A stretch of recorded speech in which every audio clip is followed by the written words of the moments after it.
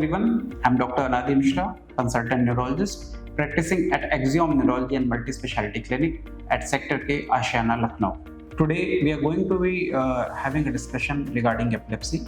Remember, epilepsy is a complex condition which is to be treated by a neurologist or an epileptologist.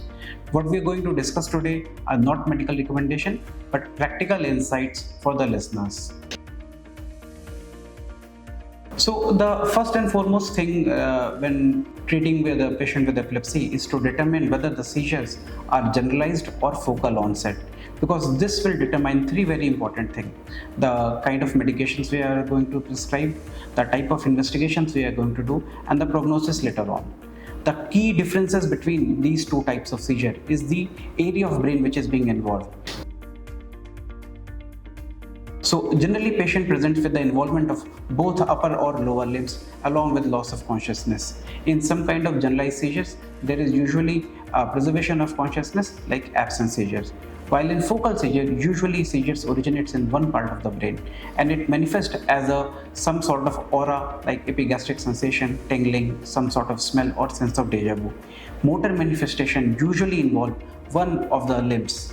Later on, it can be generalized, but the onset is very important to know because it will determine the therapy. So the next point is, at what point do we initiate long-term anti-seizure medications? Traditionally, epilepsy has been defined as a two or more unprovoked seizure occurring 24 hours apart, or a single seizure with high chances of recurrences, which is defined as a more than 60%. Traditionally, if seizure is due to some clearly defined reversible causes, long-term anti-seizure medications are usually not needed. However, if there are certain red flags like certain relevant abnormalities in MRI or certain relevant discharges in EEG, there's a positive family history or strong nocturnal seizure, these type of events usually warrant long-term anti-seizure medication even with one episode. Also, it is very important to have a discussion with the patient regarding the initiation of anti-seizure medication. Patient profile, his or her work profile also helps in determining the use of anti-seizure medication. For example, a health worker who's working in a hospital in a high-risk setup usually prefer to take anti-seizure medication rather than risk a recurrence of seizure. However, an elderly with no driving need may not decide to take anti-seizure medications.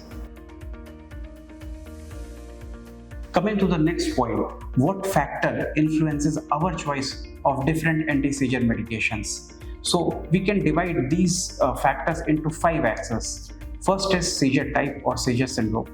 Second is age. Third is sex. Fourth is comorbidity. And fifth is other ongoing medications. So if, like we discussed earlier, the focal and generalized type of seizure, they respond to different kind of medications. So the next point is, how do we approach when treatment is not working or there's a epilepsy or seizures are drug resistant? Two resistant epilepsy is defined as a failure of seizure control despite giving adequate doses of two or more anti-seizure medication alone or in combination. So first and foremost thing which we need to do in such cases is to ascertain whether the seizures which are occurring, are they true seizures or are they some non-organic events? Another thing is to check the medication adherence. Third point is to see the drug level, whether the dose we are giving is adequate or not. Fourth point is to check whether the combination which we are using, whether they are synergistic or not. Fifth point is to see if there is any red flag, any structural lesion which is causing drug-resistant epilepsy.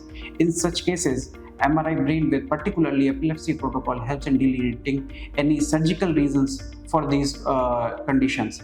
In such cases, we can refer patient for epilepsy surgery, which will help these patients.